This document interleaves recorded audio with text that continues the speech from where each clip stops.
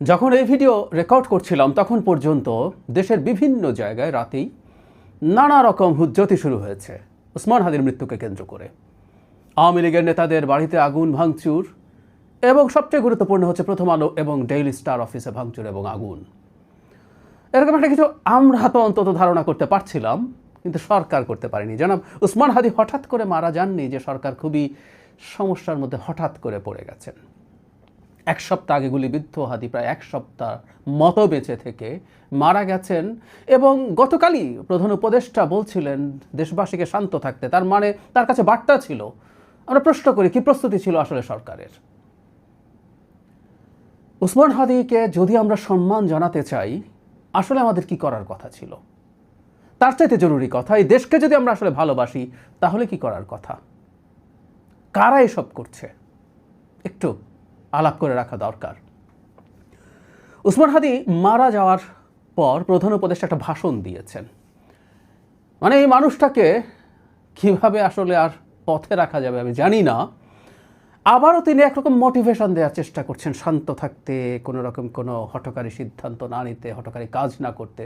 ওনার প্রয়োজন ছিল খুব স্ট্রিক্ট একটা হুমকি দেওয়া সবাইকে, যে তিনি কোনোভাবেই এই ধরনের উচ্ছৃঙ্খল হঠকারী আচরণ বরদাস্ত করবেন না এবং প্রচুর পুলিশ তো বটেই, সেনাবাহিনীর প্রয়োজনে আরও বেশি ডেপ্লয়মেন্ট দরকার ছিল ঢাকা শহরে এবং তাদেরকে অ্যাকশনে যাওয়ার কথা বলা দরকার ছিল যখনই প্রয়োজন। ওসমান হাদির মৃত্যুকে নিয়ে যা যা ঘটছে এটার একটা অনুমান বিকাল থেকে হচ্ছিল।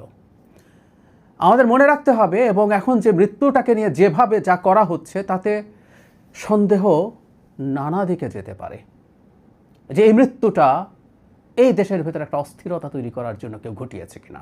ওসমান হাদিকে প্রমিনেন্ট করে তোলা, মিডিয়াতে প্রচুর কাভারেজ দেওয়া। হাদি সেরকম মানুষ ছিলেন যিনি মানুষের সাথে কানেক্ট করে ফেলতে পারেন, সেটা করা এবং তারপর তাকে হত্যা করে এই ধরনের একটা পরিকল্পিত পরিস্থিতি তৈরি করা, এই প্রশ্ন আমাদের করতে হবে, নিশ্চিতভাবেই করতে হবে। অথচ আমরা আরেকটু সেন্সিবল হতে পারতাম, যেমন সেন্সিবল আচরণ করেছিল ভারতের মুসলিমরা। আমাদের মনে আছে নিশ্চয়ই বাবরি মসজিদের স্থানে যখন রাম মন্দির করার রায় দিয়েছিল ভারতের সর্বোচ্চ আদালত, এটা একটা হাস্যকর রায় হিসেবে ভারতেই খুব পরিগণিত হয়েছে এবং হাসাহাসি হয়েছে এটা নিয়ে, যে কিছু মিথোলজির উপরে ডিপেন্ড করে একটা রায় দেওয়া হয়েছে। এই রায়টা বিজেপি ইচ্ছে করেই চেয়েছিল। তখন এই রায়ের বিরুদ্ধে তীব্র প্রতিবাদ, বিক্ষোভ, সম্ভব হলে রায়ট লেগে যাক সারা ভারতে, যেমন বাবরি মসজিদ ভাঙার পর হয়েছিল। ভারতের ওয়াকফ বোর্ড, যারা বাবরি মসজিদ পরিচালনার সাথে জড়িত, তারা তখন আহ্বান জানিয়েছিলেন। তারা বলেছিলেন যে এই রায় আমরা গ্রহণ করি না, এটা অন্যায় রায়, কিন্তু মুসলিমদেরকে বলেছিলেন আপনারা সবাই শান্ত থাকুন, এই ফাঁদে পা দেব না আমরা। ভারতের মুসলিমরা সেই সায় দিয়েছেন। অবশ্য কেউ বলতেই পারেন যে ওখানে তারা সংখ্যা লঘু বলে ঝুঁকিটা নেয়নি। তো যাই হোক, তারা সেই ফাঁদে পা দেননি। মোদি ওখানে রাম মন্দির বানিয়েছেন, বানিয়ে এমনকি সব কিছু শেষ হওয়ার আগে ওটা উদ্বোধন করে নির্বাচন করে ভাবছিলেন বিরাট মাইলেজ পাবেন, তবে রায়টটা লাগিয়ে দিলে পারতেন, কিন্তু সেটা পারেননি, ব্যর্থ হয়েছিলেন। মুসলমানদের সার্বিক বিচক্ষণতার কাছে মোদি সেবার হেরে গিয়েছিলেন। আমরা পারতাম ওসমান হাদির মৃত্যুকে কেন্দ্র করে যারা যারা যারা যারা ঘোলাপানিতে মাছ শিকার করতে চায় সেই পথ বন্ধ করে দিতে। আমরা পারলাম না, আরও কিছু চেষ্টা হতে পারে। কি হতে পারে আমরা বলে দিতে পারি। প্রথম আলো ডেইলি স্টারের কথায় আসি। ভিডিও ছড়িয়ে পড়েছে, দীর্ঘ সময় সেখানে লোকজন গিয়ে হাজির হয়েছে এবং পুলিশ সেখানে যায়, কথা বলে সরে আসে। সেখানে সেনাবাহিনী যায়নি কেন এই সময়ের মধ্যে? যখনই সেখানে লোকজন জড়ো হয়েছে, সেনাবাহিনীর ওখানে যাওয়া উচিত ছিল। সেনাবাহিনীর এটা ঠেকানো দরকার ছিল প্রথম আলো ডেইলি স্টারের এই জায়গায়। কারণ প্রথম আলো ডেইলি স্টার পছন্দ নাই হতে পারে। এই যে আমি বলছি, এখন তো এই আলাপও শুরু হয়েছে, যারা এদের অধিকারের পক্ষে কথা বলবে তারাও টার্গেটে থাকবে। আর আমি তো প্রথম আলোর খুবই নিয়মিত কলামিস্ট, আমাকেও টার্গেট করা হতেই পারে। তারপরে এই কথাগুলো বলা দরকার, বলবো। আমি জানি না এই পরিস্থিতি যেটা তৈরি হয়েছে সেখানে আমরাও কতটুকু নিরাপদ থাকব, কারণ এখন এই ব্র্যান্ডিং করা শুরু হয়েছে। যাই হোক, সরকার সেই অ্যাকশন তো দেখি নাই। ডক্টর ইউনূসের অত্যন্ত ম্রিয়মান স্বরে তিনি মোটিভেট করার চেষ্টা করছেন। উনি একজন অ্যাডমিনিস্ট্রেটর, উনি আসলে শেষ পর্যায়ে এসব বুঝতে পারছেন না, উনি করে প্রেডিক্ট করতে পারছেন না এই ঘটনা কী হতে পারে। ওসমান হাদির গুলিবিদ্ধ হওয়ার পর তার মৃত্যুর পরিস্থিতি হলে, মৃত্যু হলে কি হবে, এটা অত্যন্ত বেসিক পলিটিক্যাল জ্ঞান রাখে এমন মানুষও জানেন। কিন্তু ওনাকে আমরা দেখলাম না কিছু করলেন। বিভিন্ন জায়গায় ব্লকেড হচ্ছে, শাহবাগ ব্লকেডের জন্য জুমা আর অলরেডি বিকালের দিকেই আহ্বান জানিয়েছিলেন। ওসমান হাদি তখন মারা যাননি, তার মৃত্যু ঘোষিত হয়নি। তিনি বলছেন যদি তিনি মারা যান তাহলে এটা করতে হবে এবং ওটা আটকে রাখতে হবে হত্যাকারীদের ধরা পর্যন্ত।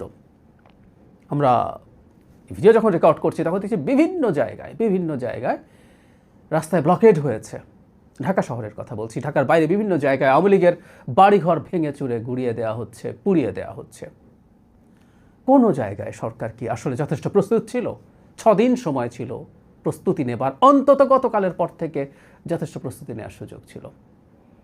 আরও কি হতে পারে? 32 নম্বরে আবার যাওয়ার চেষ্টা হতে পারে ইন্ডিয়ান হাই কমিশনের দিকে আরও অ্যাগ্রেসিভ ঢঙ্গে যাওয়া। আমরা গতদিন দেখেছি গিয়েছেন, খুব বেশি দূর যাওয়া যায়নি, সরকার ঠেকিয়ে দিয়েছিল।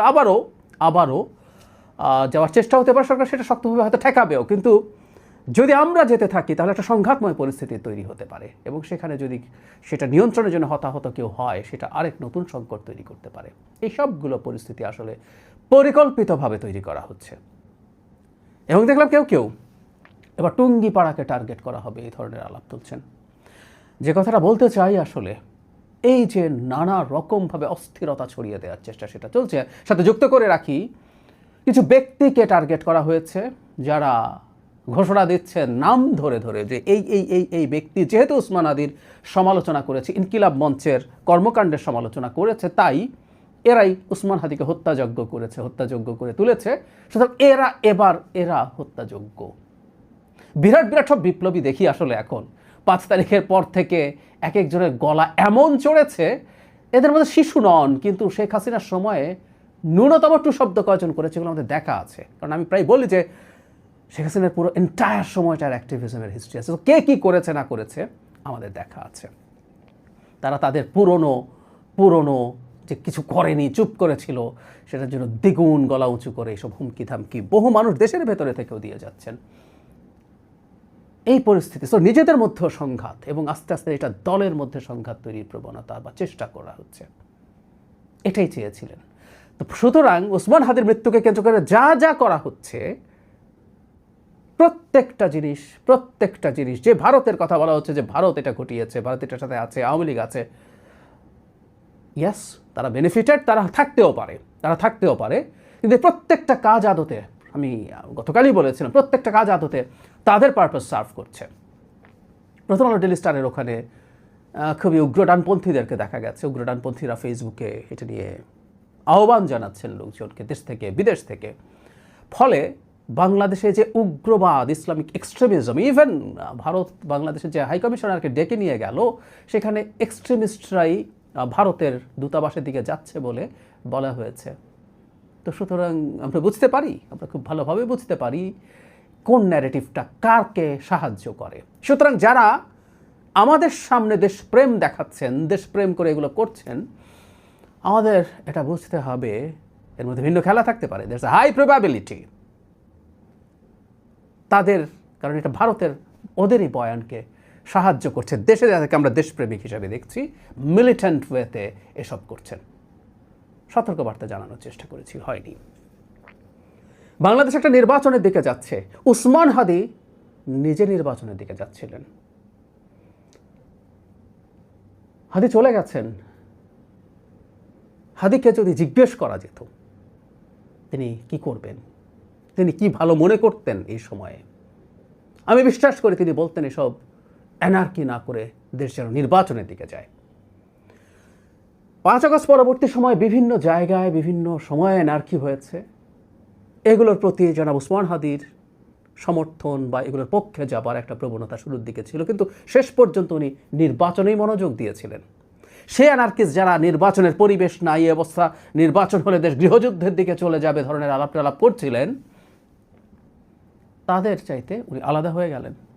নিবিষ্ট মনে তিনি নির্বাচন করতে চেয়েছেন, তিনি ফান্ড চেয়েছেন মানুষের কাছে, মানুষ তাকে টাকা দিয়েছে, সেই টাকায় মুড়ি বাতাসা কিনে মানুষকে খাইয়েছেন, রাস্তায় হেঁটেছেন ফজরের নামাজের পর থেকে সারা দিন মানুষের সাথে জনসংযোগ করতে, উনি নির্বাচনের পথেই হাঁটা দিয়েছিলেন। তো সুতরাং ওসমান হাদি একটা স্থিতিশীল বাংলাদেশ চেয়েছিলেন, যেটা শুধুমাত্র একটা গ্রহণযোগ্য নির্বাচনের মাধ্যমেই হতে পারে, এবং নির্বাচন ছাড়া আর কিছুর মাধ্যমে সেটা সম্ভব না। শেষ পর্যন্ত ওসমান হাদি সেটা বুঝেছিলেন। সুতরাং আমরা কেউ যদি মনে করি আমরা ওসমান হাদির মৃত্যুতে কষ্ট পাচ্ছি, আমরা তাকে শ্রদ্ধা করি, সম্মান করি, তো তাহলে ওসমান হাদি যেটা চেয়েছিলেন সেটাই করা উচিত। আমি আগের একটা ভিডিওতে এই ধরনের পলিটিক্যাল কিলিং, অভ্যুত্থান পরবর্তী সময়ে তিউনিসিয়ার উদাহরণ দিয়ে বলেছিলাম ওটা মারাত্মক এনার্জি তৈরি করেছিল। ঠিক একই ঘটনায় একইভাবে আমরা যাচ্ছি।